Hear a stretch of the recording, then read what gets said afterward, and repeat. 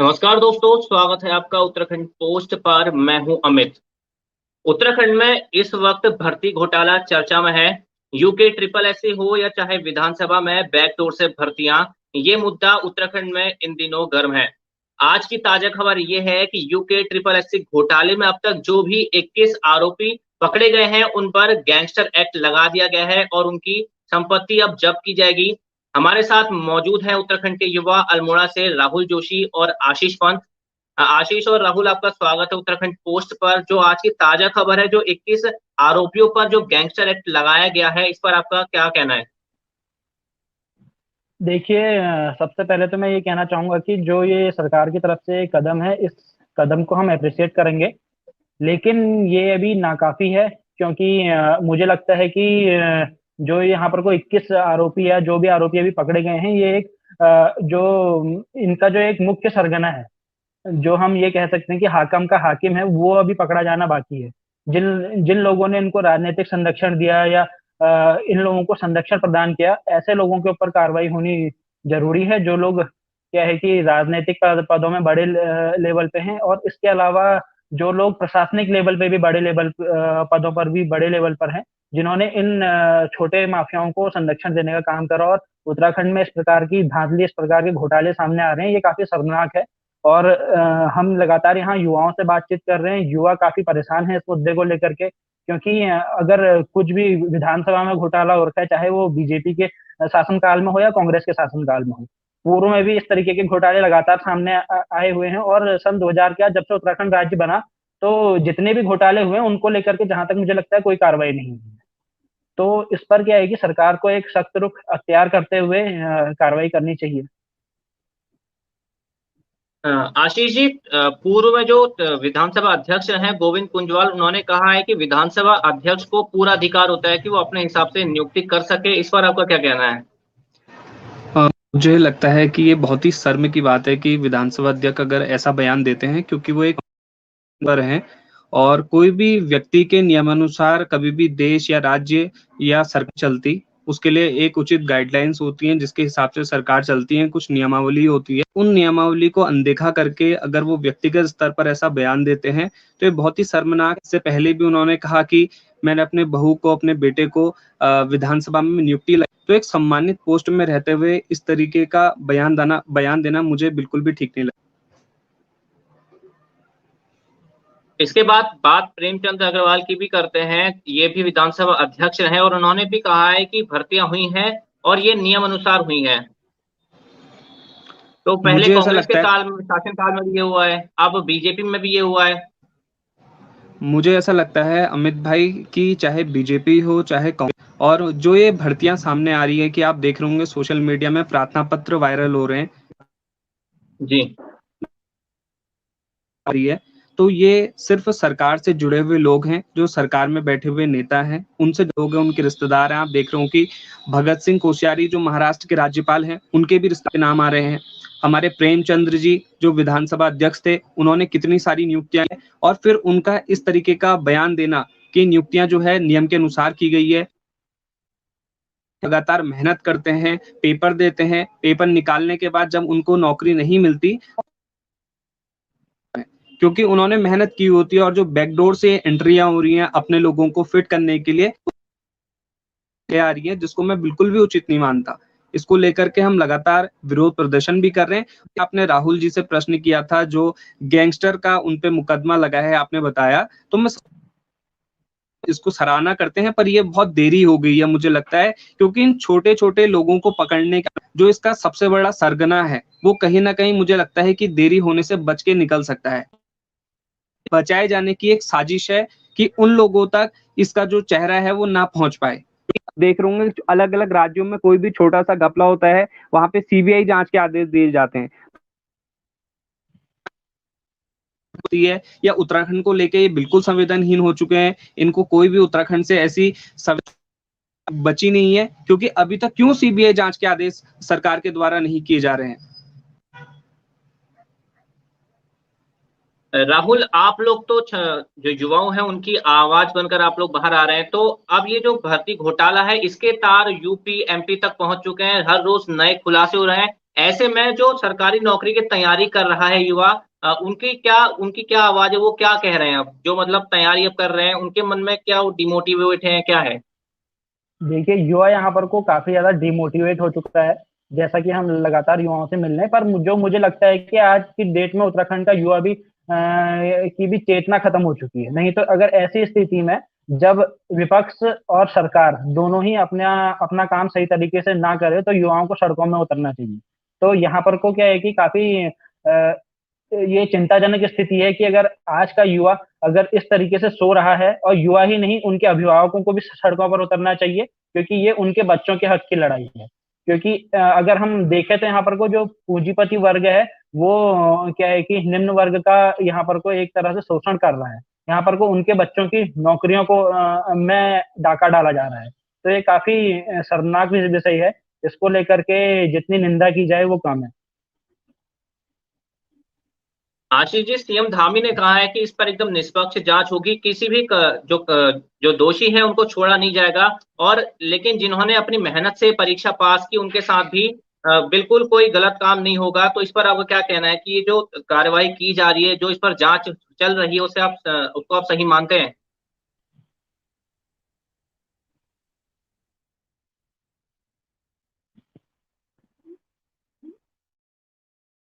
आशीष, तुम आशीष म्यूट जी, हो। आपका माइक ऑफ है। अमित भाई, मैं कह रहा हूँ कि जैसा कि आप है कि पुष्कर सिंह धामी जी द्वारा जो इस तरीके का बयान दिया गया है कि निष्पक्ष जांच करने के बयान इससे पहले भी उनके द्वारा दिए गए हैं, परंतु अभी तक आप देख रहे हैं कि जो इस अपराध से सीधे सीधे संलग्न है उसका नाम सामने नहीं आया। और नाम सामने अगर जैसे सिंह का नाम सामने आया, पर उसकी कोई अभी तक ऐसी सख्त कार्रवाई उनके खिलाफ नहीं हुई। कुछ ऐसा कई हर जगह में गली मोहल्लों से लेकर के आप कल देख रहे हैं कि यूपी में भी 2 लोग पकड़ा गया, एमपी तक भी इसके तार जा चुके हैं, और गली मोहल्लों तक, जनपदों तक लोग इसके झुंड बना के काम किया गया है। और सिर्फ यूके ट्रिपल एस नहीं, अभी हम यूके ट्रिपल एस आप देखेंगे उत्तराखंड ओपन यूनिवर्सिटी में भी, जो हल्द्वानी में उत्तराखंड ओपन यूनिवर्सिटी है, उसमें भी नियुक्ति के मामले सामने आ रहे हैं। कल कल के आप अखबार पढ़ेंगे तो उसमें आएगा कि कितनी फर्जी नियुक्ति। तो सिर्फ यूके ट्रिपल एससी की बात नहीं है या लोक सेवा आयोग के एग्जाम की बात नहीं है, जितने भी एग्जाम अंदर हो रहे हैं, हर एग्जाम में कहीं ना कहीं धांधलियां हो रही हैं, हर एग्जाम में कहीं ना कहीं अपने लोग, जिससे जो युवा वर्ग है, जो मेहनत करने वाला बच्चा है, उसको रोजगार से वंचित कर दिया जाए। राहुल जी, जो एक एक करके जो भर्तियों में गड़बड़ी सामने आ रही है, इसके लिए आप किसको जिम्मेदार मानते हैं और इस पर क्या एक्शन होना चाहिए कि आगे ये सब ना हो? सर, इसके लिए जो हमें लगता है कि इसके लिए सरकार में बैठे हुए लोग जिम्मेदार हैं, चाहे वो पुरानी सरकार के लोग रहे हों या अभी की सरकार के लोग रहे हों। साथ ही उसके अलावा जो प्रशासनिक अमला है हमारा, जो प्रशासनिक ढांचा है, प्रशासन में बैठे हुए लोग भी उतने ही दोषी हैं जितने कि सरकार में बैठे हुए लोग। तो प्रशासनिक लोगों पर और सरकार में बैठे हुए लोगों पर, दोनों पर कार्रवाई होनी चाहिए। और साथ ही कुछ इस तरीके के नियम और इस तरीके के कायदे बनाए जाएं जिससे जिसको लेकर के आगे इस तरीके की गड़बड़ियां ना हो पाए। साथ ही इसके अलावा मैं कहना चाहूंगा, जैसे कि भी आशीष ने कहा, यूकेएसएससी के अलावा यहाँ पर को विधानसभा घोटाला है। साथ ही ओपन यूनिवर्सिटी का जो मामला यहाँ पर को उछल रहा है, कल परसों से ही एक लिस्ट ओपन यूनिवर्सिटी की भी वायरल हो रही है, जिसमें कई सारे नेताओं के रिश्तेदार और कई सारी अन्य नियुक्तियां हुई हैं। उसमें लिखा हुआ है कि 56 नियुक्तियां अवैध हैं। कई सारे उसमें नाम के साथ लिखा हुआ है।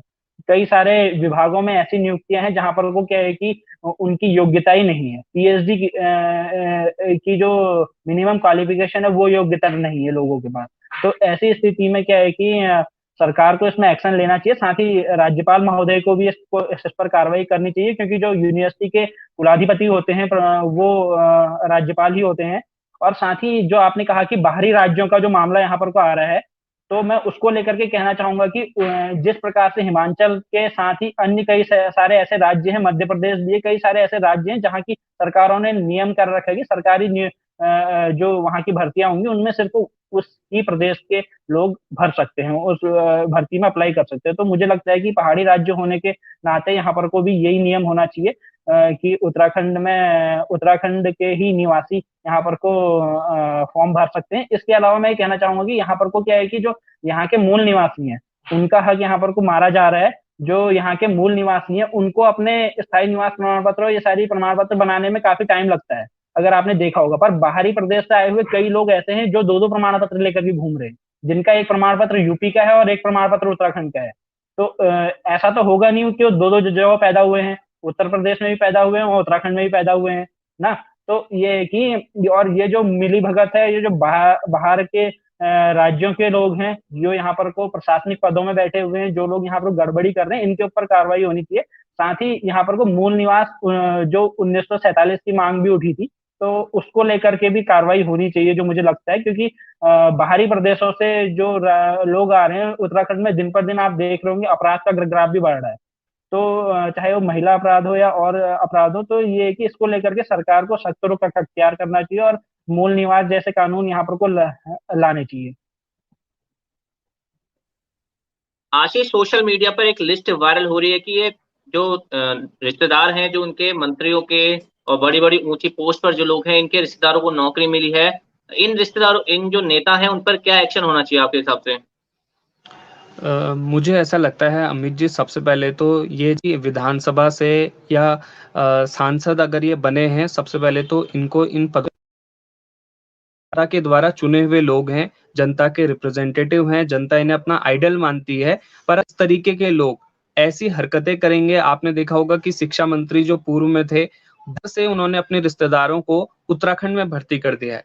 तो आप समझ सकते हैं कि हमारे पहाड़ी राज्य उत्तराखंड राज्य के लिए कितनी शर्म की बात है कि बाहर के व्यक्ति बिहार से आके उत्तराखंड में उसे नौकरी मिल रही है, पर उत्तराखंड के व्यक्ति को उत्तराखंड में नौकरी नहीं मिल रही है।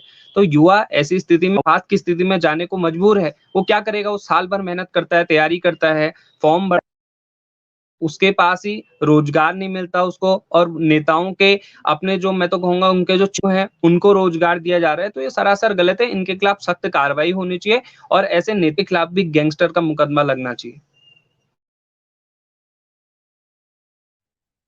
विधानसभा भर्ती के लिए सीएम धामी ने जो विधानसभा अध्यक्ष है रितु खंडूरी, उनको एक पत्र लिखा था, उसके जांच की मांग की थी और रितु खंडूरी ने इस पर एक्शन लेते हुए एक स्पेशल कमेटी गठित की है। तो इस कमेटी पर आपको भरोसा है क्या? इस पर कहना चाहेंगे आप? सब भरोसा अमित तो जी, हम मुझे ऐसा लगता है, ऐसे सब, अगर हम भरोसे की बात करें तो भरोसा तो अब जगह के बचा नहीं है युवाओं के अंदर। जिस प्रकार से पूर्व में लगातार धांधली यहाँ पर को देखने को मिली है, सन 2000 में जब उत्तराखंड राज्य बना, उसके बाद से ही जो लगातार यहाँ पर को परीक्षाओं में घोटाले, धांधलियां और ये है कि फर्जी नियुक्तियां, बैकडोर से अपने लोगों को एंट्रियां जहाँ पर को मिली, भरोसा तो बिल्कुल बचा नहीं है। मगर फिर भी ये जो एक कदम है, इसका हम स्वागत करेंगे और उम्मीद करेंगे कि विधानसभा अध्यक्ष अपने आदेश के अनुसार और जिन जिन अधिकारियों को उन्होंने उस कमेटी में रखा हुआ है, वो लोग इसकी निष्पक्ष जांच करेंगे, जिससे कि युवाओं का क्या है कि भरोसा दोबारा से सरकार की तरफ हो सके। बीजेपी सरकार का दूसरा कार्यकाल है ये, और ज्यादातर जो नेता हैं वो पुराने चेहरे ही हैं। ऐसे में लगता है कि आपको जो जांच है, जो कार्रवाई की जा रही है, वो सच सामने आ पाएगा और निष्पक्ष जांच हो पाएगी?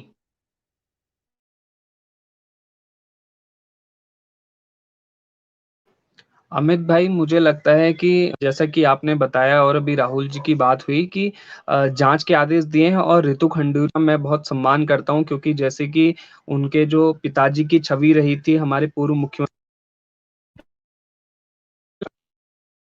ऐसा भी करना चाहिए क्योंकि उत्तराखंड के एक नागरिक होने के नाते। पर मेरा सवाल यही है कि क्यों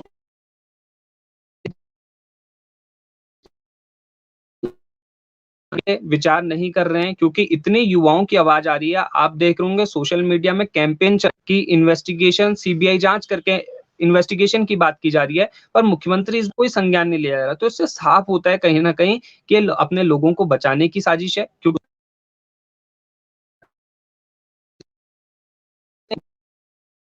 से बातचीत हो सकती है उनकी। पर अगर बाहर से सीबीआई की टीम आती है, वो जांच करती है, तो वहां पे निष्पक्ष आसार लगते हैं, और ऐसा इसीलिए किया जा रहा है ताकि अपने लोगों को कहीं ना कहीं बचाया जा सके। अमित जी, अभी सीएम आपने धामी भरोसे युवाओं को समझती भरोसे है। की बात करी।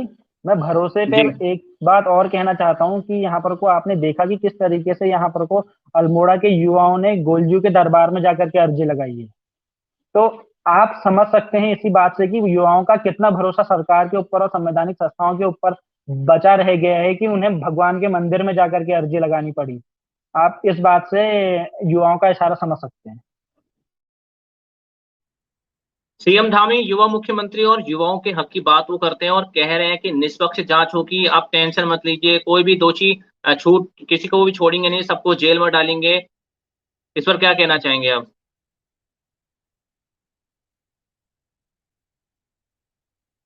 जी आशीष जी। अमित जी मुझे ऐसा लगता है कि सीएम धामी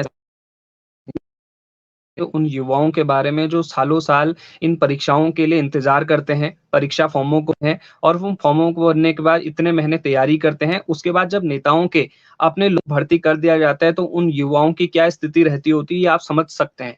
हम लगातार में इसको लेकर के विरोध प्रदर्शन कर रहे थे, तो हमने युवाओं को देखा कि युवा कहीं न कहीं उनका जो ये सब एक भरोसे की बात है कि किस तरीके से उनका भरोसा सरकार से, युवा मुख्यमंत्री से और हमारे जो राज्यपाल हैं, मतलब जो संवैधानिक संस्थाएँ कभी जिनको माना जाता था कि था वो बहुत अच्छी एजुकेशन के साथ आगे बढ़ता था, अब उनसे भी भरोसा उठ चुका है कहीं न कहीं। क्योंकि आप होंगे युवा अगर भगवान की शरण में जा रहा है, अगर उनको अपनी संवैधानिक संस्थाओं पे विश्वास नहीं रहे, समझ सकते हैं कि युवा कितनी अवसाद की स्थिति में है कि उसको आज भगवान की शरणों में जा रहा है, उसको दरबार में जाके चिट्ठी लगानी पड़ रही है। तो मुझे लगता है ये हमारे उत्तराखंड राज्य के लिए बहुत ही ज़्यादा बात है कि आज इतने समय होने के बाद भी ये ऐसा नहीं कि पहला मामला है। आप देख रहे हैं विधानसभा भर्ती में गोविंद सिंह कुंजवाल जी के क्या बयान आ रहे हैं और प्रेमचंद्र जी के क्या बयान आ रहे हैं और ये सिर्फ उन लोग हैं जो हमें सोशल मीडिया में दिखाई दे रहे हैं और न जाने ऐसे कितने लोग होंगे जो विधानसभा में या अलग-अलग विभागों में नेताओं के द्वारा नियुक्तियां दी जाती है। तो उन पे सामने आएँगे। मुझे लगता है कुछ सिर्फ 10 या 15 दिन का एक माहौल बनाने के लिए सरकार के द्वारा फैसला किया है। उसके बाद जैसे ही मामला ठंडा हो जाएगा, तो इसको लेकर के कोई जाँच मुझे नहीं लगता कि आगे बढ़ेगी। तो ये उत्तराखंड में ये बहुत बड़ा प्रकरण है।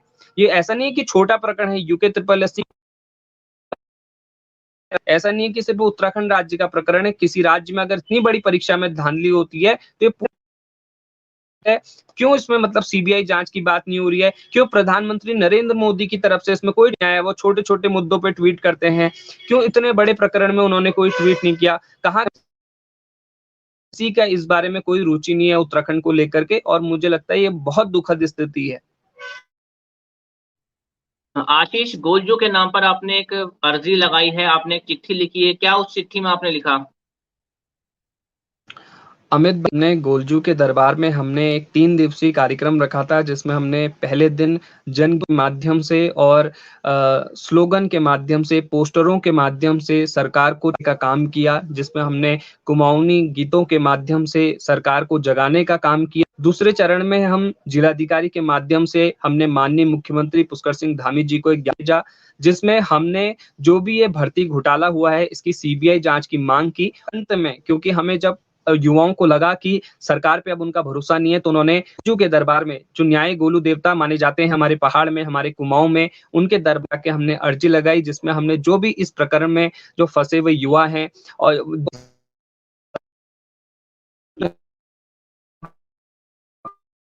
मांग इसमें ये भी है कि एक वार्षिक कैलेंडर घोषित होना चाहिए, जिसमें परीक्षा का फॉर्म से लेकर परीक्षा की नियुक्ति होने तक सभी तिथियों का एक ब्यौरा होना चाहिए, क्योंकि विद्यार्थी को नहीं होता कि परीक्षा का फॉर्म अब आया है तो उसकी नियुक्ति पता नहीं कितने साल बाद होगी। तो एक स्पष्ट ब्यौरा होना चाहिए कि आपकी परीक्षा की तिथि ये है, आपकी परीक्षा इतने तारीख को होगी, ये नियुक्ति इतने तारीख कैलेंडर की मांग भी हमने माननीय मुख्यमंत्री से भी करी और हमने गोलजू से इस पूरे प्रकरण युवाओं के साथ जो भी छल किया गया है उसमें न्याय करने की बात कही।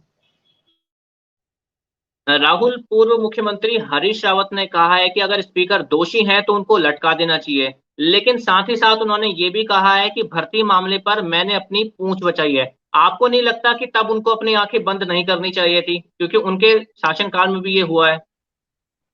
बिल्कुल, मैं यही कहना चाहूँगा कि हरीश रावत जी ने अगर ऐसा बयान दिया है कि स्पीकर को लटका देना चाहिए, तो गोविंद सिंह कुंजवाल भी उन्हीं के कार्यकाल के स्पीकर हैं। और उन्होंने जो उनके कार्यकाल में 150 नियुक्तियां फर्जी हुई हैं, जो कि लिस्ट वायरल हो रही है।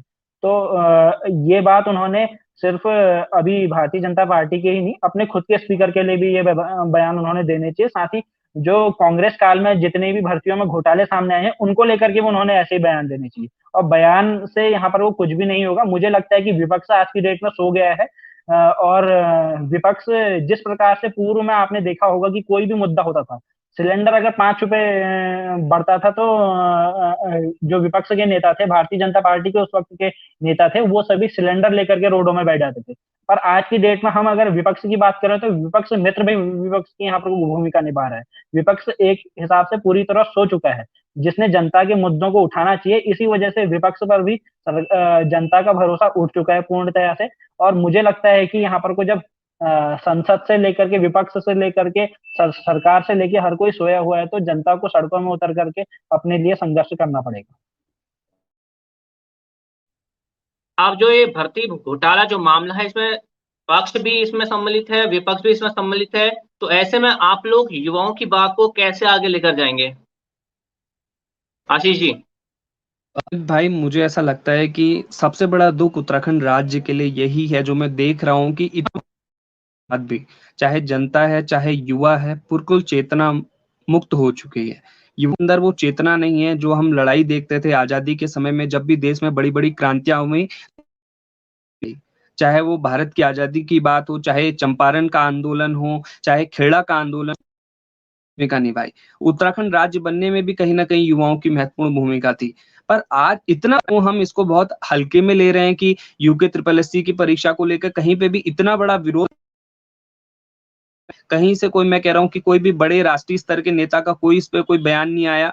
क्यों हम इस रहे हैं? तो मुझे लगता है कि युवाओं को जागृत होना पड़ेगा, क्योंकि ये कहीं ना कहीं ये लड़ाई उन्हीं की है। जब और विपक्ष दोनों आपस में अगर मित्र की भूमिका निभा रहे हैं, तो यहाँ पे विपक्ष की भूमिका निभाने का काम मुझे लगता है जनता को करना पड़ेगा, युवाओं को करना पड़ेगा। युवाओं को कहीं ना कहीं अपने सेंटरों से, अपने घरों से बाहर निकल के, चाहे वो अपने मोहल्ले में, चौराहे में, मीडिया में, सबसे बड़ा माध्यम आज सोशल मीडिया है। हम लगातार कोई भी पोस्ट अगर अभी इस प्रकार के कर रहे हैं, तो उसमें लिख रहे हैं सीबीआई इन्वेस्टिगेशन, हैशटैग कर रहे हैं। तो मुझे लगता है जो युवा को पे नहीं आना चाहते अपनी मजबूरी की वजह से, वो सोशल मीडिया के माध्यम से सरकार का विरोध करें, सोशल मीडिया के माध्यम से सीबीआई इन्वेस्टिगेशन की बात कहें, क्योंकि आखिरकार ये लड़ाई कौन की है? आम जनता की है। क्योंकि अगर भाजपा के नेता भी इन्वॉल्व हैं, कांग्रेस के नेता भी इन्वॉल्व में भर्तियां हुई हैं, और दोनों के लोग कहीं ना कहीं यूके ट्रिपल एससी में भी पाए जाएंगे। आप देखना, मैं बता रहा हूं आप, क्योंकि कहीं ना कहीं इन लोगों का ही हाथ है इसमें।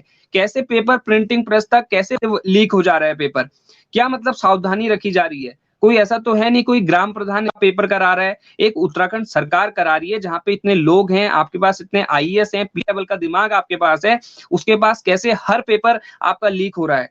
हर पेपर कि आप उत्तराखंड मुक्त विश्वविद्यालय में देखो, इतनी फर्जी नियुक्तियां हो रही हैं। आप कोई अलग विश्वविद्यालय, हर विश्वविद्यालय में फर्जी नियुक्तियां हो रही है।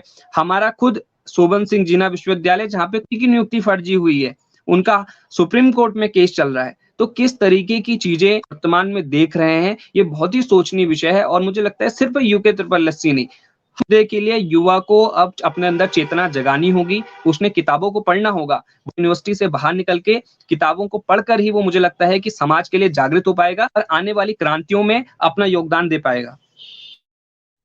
आशीष, एसटीएफ इसकी जांच इस मामले की कर रहा है, लेकिन लगातार सीबीआई की मांग, इसमें सीबीआई जांच की मांग कर रहे हैं युवा। तो सीबीआई जांच की मांग क्यों कर रहा है? एसटीएफ जांच पर भरोसा नहीं है? क्योंकि आप तो युवाओं के बीच में है, युवाओं की आवाज आप उठा रहे हैं। मुझे ऐसा लगता है अमेरिका एसटीएफ पे ऐसा नहीं है कि युवाओं का भरोसा नहीं है, युवाओं का भरोसा है एसटीएफ पे, क्योंकि वो भी हमारी राज्य की एक जांच समिति है। परंतु हर आप देख रहे होंगे कि अगर किसी भी राज्य में घोटाला हो रहा है, तो वहां पे सीधे सीबीआई जांच की मांग की जा रही है और सीबीआई जांच हो भी रही है।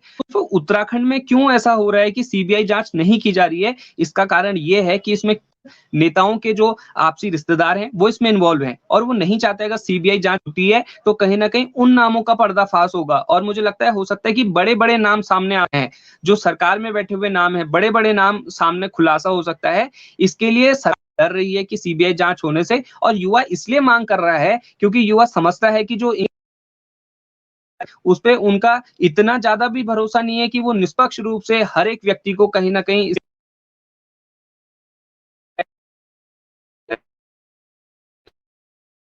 वो हर एक आम व्यक्ति है, कोई भी उसमें ऐसा नहीं है कि कोई बहुत बड़ा नाम सामने आया है। अगर हम सिंह का नाम हटा दें, उनके हमने देखा कि पूर्व मुख्यमंत्री के साथ भी फोटो दिख रही है, पर उसके अलावा कोई भी नाम या कोई बड़ा नेता अभी तक इसमें सामने आया नहीं है। पर मुझे लगता है अगर सीबीआई जांच होती है, बहुत बड़े बड़े नाम सामने आने की पूरी आशंका है। राहुल, जो विधानसभा के पूर्व अध्यक्ष हैं गोविंद कुंजवाल, वो सामने से कह रहे हैं कि इसमें मैंने अपने परिवार को लोगों की भर्तियां करवाई हैं। प्रेमचंद अग्रवाल कह रहे हैं कि ये तो होता ही रहा है, इसमें गलत क्या है। तो ऐसे नेताओं के लिए आप क्या कहेंगे, क्योंकि ये अपनी गलती को जस्टिफाई कर रहे हैं मानने के बजाय। एक तो मैं ये कहना चाहूंगा कि अगर विधानसभा अध्यक्ष जैसे संवैधानिक पद में बैठने के बाद ये लोग ऐसा बयान देते हैं, तो सबसे पहले तो इन्हें अपनी पद की गरिमा का ख्याल भी नहीं है। और दूसरा मैं ये कहना चाहूंगा, ये काफी शर्मनाक विषय है अगर जो नेता इस तरीके का बयान दे रहे हैं, साथ ही जो यहाँ पर को जनता है। तो मुझे लगता है कि ऐसे नेताओं को चुनाव में हरा करके और अन्य माध्यमों से जनता को जवाब देना चाहिए, जिससे कि क्या है कि जो हमारी सरकारें हैं, जो पार्टियां हैं, चाहे भाजपा हो कांग्रेस हो, इस प्रकार के नेताओं को खुद ही अपने पाले से टिकट नहीं देंगी। तो आप लोग लगातार युवाओं की आवाज आगे उठा रहे हैं, तो आप कैसे, आपके आगे आगे आपने क्या सोचा है कि इसको कैसे आगे बढ़ लेके जाना है इस मामले को।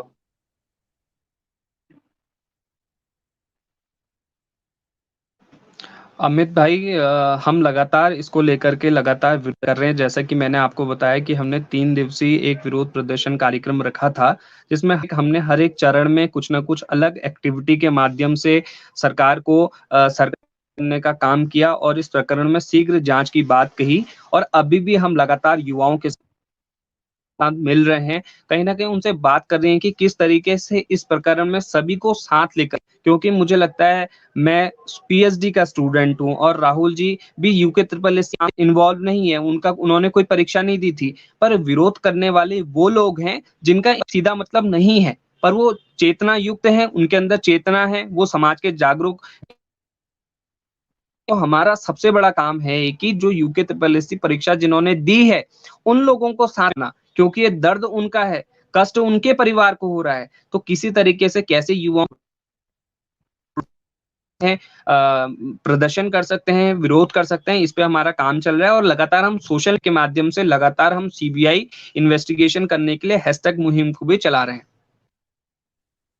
कितना आपको सपोर्ट मिल रहा है, कितनी संख्या में छात्र जो हैं आ रहे हैं, और क्या लोगों का रिएक्शन है। मुझे लगता है कि सपोर्ट के नाम पे हमें कुछ नहीं मिल रहा है, और मैंने ये भी बताया क्योंकि युवा बिल्कुल चेतना युक्त हो चुका है, चेतना मुक्त हो चुका है, सॉरी, क्योंकि का आक्रोश सिर्फ एक सोशल मीडिया के प्लेटफॉर्म में कुछ पोस्टों को शेयर करने तक है। वो खुद जमीन पर उतरकर, फील्ड में उतर के विरोध नहीं करना चाहता। मुझे नहीं लगता पता कि उनको क्या डर है कि उनके साथ क्या होगा, पर इतने बड़े प्रकरण पे अगर हम चुप्पी साध ले तो आने वाले समय में भी कई परीक्षाएं होनी है, उसमें भी इस तरीके के अगर घोटाले पाए जाते हैं तो क्या फायदा उनके करने का, क्या फायदा वो यूके ट्रिपल एस सी की तैयारी करें, भले फिर किसी एग्जाम की तैयारी करें, क्योंकि नौकरी नेताओं के रिश्तेदारों की लगनी है।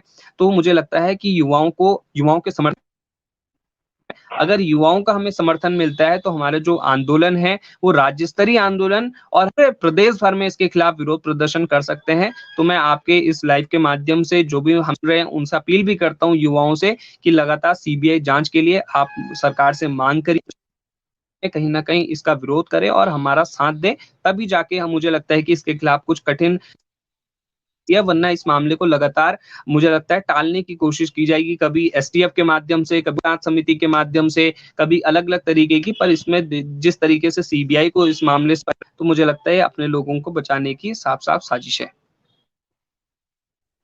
राहुल, कहीं जो पैसे लेने वाला जितना गुनहगार है, उतना ही गुनहगार पैसे देने वाला भी है। तो जिन्होंने 15 लाख रुपए दिए हैं इस परीक्षा को पास करने के लिए, ऐसे लोगों के लिए आप क्या कहना चाहेंगे, क्योंकि जो छात्र हैं, बाकी छात्र भी सालों साल मेहनत करते हैं, दिन रात पढ़ाई करते हैं, अपना करियर दांव पर लगाते हैं।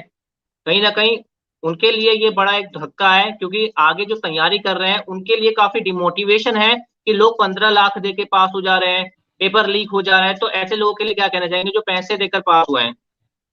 मैं सिर्फ यही कहना चाहूंगा कि चाहे जिस व्यक्तियों ने पेपर लीक कराने में अपनी भूमिका निभाई है, जिन्होंने पैसा दिया है, दोनों के ऊपर बराबर कार्रवाई होनी चाहिए। दोनों को ही दंड मिलना चाहिए। जो अभ्यर्थी, जितने भी अभ्यर्थियों के इसमें नाम आ रहे हैं जो जिन्होंने पैसा दे करके परीक्षा पास की है, तो उन सभी को भी इसमें बराबर का बराबर के वो दोषी हैं, चाहे वो हैं उनके परिवार वाले हैं, वो सभी इसमें इन्वॉल्व होंगे और ये वो सभी इसके दोषी हैं। तो मैं ये कहना चाहूंगा कि इसमें उस व्यक्ति को भी उतनी ही सजा मिलनी चाहिए जितना कि पेपर लीक कराने वाले को। एक आखिरी सवाल आप दोनों से, पहला आशीष आपसे, कि सीएम धामी से आप क्या अपील करना चाहेंगे? अमित भाई, सबसे पहले मैं थोड़ा सा पहले प्रश्न में से जो मेहनत कर रहा है बच्चा और जो पैसे दे रहा है और ले रहा है, दोनों तो गुनहगार हैं ही। और जो पैसे देने वाला बच्चा है वो कभी भी मेहनत करने वाला बच्चा नहीं रहा होगा। और इतनी भर्तियां, जैसे कंप्यूटर खोलना तक नहीं आता, तो ऐसे लोगों को अगर भर्ती किया जाएगा तो आप सोच सकते हैं कि आने वाले राज्य का भविष्य, हमारे संस्थाओं का भविष्य किस प्रकार होगा। और मैं सीएम इस लाइव के माध्यम से यही अपील करना चाहता हूं कि युवा बहुत मेहनत करके अपने घर का सारा पैसा लगा के अपने बच्चों को पढ़ा रहे हैं, और आपसे यही उम्मीद है, क्योंकि आप भाषण दिया था, अपने चुनावी वायदों में भी ये कहा था कि हम युवाओं का साथ देंगे, परंतु आज सबसे छल करने का काम युवाओं के साथ किया जा रहा है। तो मुझे लगता है कि वो यूके SSSC प्रकरण के लिए जो भी इसमें गड़बड़ियां हुई हैं उसको लेकर के सीबीआई जांच की बात करेंगे, और सीबीआई आदेश भी कहीं ना कहीं देंगे, किसी भी स्तर से हो, वो इसको लेकर के इसको सफल बना काम करेंगे। और मैं कहना चाहता हूं, जो उत्तराखंड मुक्त विश्वविद्यालय है, उत्तराखंड मुक्त विश्वविद्यालय जो फर्जी नियुक्तियां हुई हैं, उसको लेकर के भी सीएम धामी को इसके खिलाफ तुरंत एक्शन लेना चाहिए कि हमारा आने वाली जो संस्थाएं हैं वो ठेकेदारी प्रथा की तरह चले। जिस तरीके से ठेकेदार कह लेते हैं, उसी तरीके से मुझे लगता है आज शिक्षण संस्थाओं के हाल भी इन्होंने बना दिए हैं। तो मुझे लगता है नहीं, पूरे युवाओं की अपील होगी कि संस्थाओं को बचाया जाए, और जो भी युवाओं के साथ छल किया उन लोगों के खिलाफ सख्त कार्रवाई की जाए और सीबीआई जांच की जाए। बिल्कुल अमित, राहुल, आप क्या बोलना चाहेंगे सीएम धामी से? मैं आशीष की बात से पूर्णतः सहमत हूँ। सीएम धामी को जिस प्रकार से विधानसभा में नियुक्तियों को लेकर के एक एक्शन उन्होंने लिया है, मगर वो हमें नाकाफी लग रहा है, पर हम सराहना करते हैं जो भी एक्शन है। पर यह है कि उसमें और बेहतर एक्शन होना चाहिए। वहां पर को जो फर्जी नियुक्तियां हो रही है उन सभी को हटाना चाहिए वहां से। वहां पर को एक नए तरीके से नियुक्तियां होनी चाहिए। साथ ही उन लोगों को, उन दोषियों के खिलाफ कार्रवाई होनी चाहिए जिन्होंने नियुक्ति दी, चाहे वो विधानसभा अध्यक्ष ही क्यों ना हो। उसके अलावा जिन लोगों को वहां नियुक्तियां मिली उनके खिलाफ भी कार्रवाई होनी चाहिए, दोनों के ही खिलाफ कार्रवाई होनी चाहिए। साथ ही इसके अलावा जो हमारा यूकेएसएससी का जो घोटाला सामने आया है, इसको आज क्या है कि आपने देखा होगा सब जगह युवा एक जोक के तरह देख रहे हैं, और वहां पर को लिखा जा रहा है कि उत्तराखंड सगा संबंधी चयन सेवा आयोग। तो इस तरीके की जहां पर को चीजें आ रही हैं, तो उसको लेकर के भी सीएम धामी को सीबीआई जांच की मांग करनी चाहिए। इसको लेकर के केंद्र से उन्होंने बात करनी चाहिए। और आपने अभी कहा कि उत्तराखंड के साथ सौतेला व्यवहार क्यों हो रहा है, तो मुझे ऐसा लग रहा है कि जो केंद्र सरकार है या नरेंद्र मोदी जी भी इस मुद्दे पर इसलिए कुछ नहीं बोल रहे हैं, या उत्तराखंड के मुद्दों पर चुप्पी इसलिए साध लेते हैं क्योंकि यहाँ सिर्फ पांच सीटें हैं। उन्हें लगता है कि लोकसभा की 5 सीटों से क्या हो जाएगा, जो मुझे लगता है बड़े राज्यों पर उनका फोकस है। तो क्या है कि यहाँ पर को, और दूसरा एक तो सीबीआई जांच की यहाँ पर को मांग होनी चाहिए। साथ ही जो उत्तराखंड मुक्त विश्वविद्यालय के बारे में यहाँ पर को उसकी भी लिस्ट वायरल हो रही है, तो उसको लेकर के भी सीएम धामी को कार्रवाई करनी चाहिए। साथ ही इसके अलावा मैं कहना चाहूंगा कि उत्तराखंड मूल निवास जैसे कानून जो उत्तराखंड के हक हकूक और जल जंगल जमीन की मांग को बचाने के लिए यहाँ पर को युवा लगातार उसको उठा रहे हैं, तो उसको लेकर के भी इस तरीके की मुद्दों को भी पर भी सरकार ने एक अपना रुख साफ करना चाहिए। शुक्रिया राहुल, आशीष, आप हमारे साथ जुड़े। मैं उम्मीद करता हूं कि इस वीडियो को उत्तराखंड के युवा देख रहे हैं, वो मोटिवेट होंगे और आपके साथ, आपके जो आप आवाज उठा रहे हैं, आपके साथ अपने कदम से कदम मिलाएंगे और आप आगे तक आवाज को लेकर जाएं। उम्मीद करता हूं इस वीडियो को, ये वीडियो ऊपर तक पहुंचे, लोग देखें, लोग इससे मोटिवेट हों। तो हमको समय देने के लिए बहुत बहुत शुक्रिया। बहुत बहुत धन्यवाद। तो ये थे हमारे साथ अल्मोड़ा से जुड़े आशीष और राहुल, जो कि युवाओं के लिए अपनी आवाज आके उठा रहे हैं, खासकर भर्ती घोटाले पर। उत्तराखंड पोस्ट के लिए बने रहिए हमारे साथ। वीडियो को लाइक करें और शेयर जरूर करें, और इस मामले पर आपका क्या कहना है कमेंट बॉक्स में जरूर बताइए।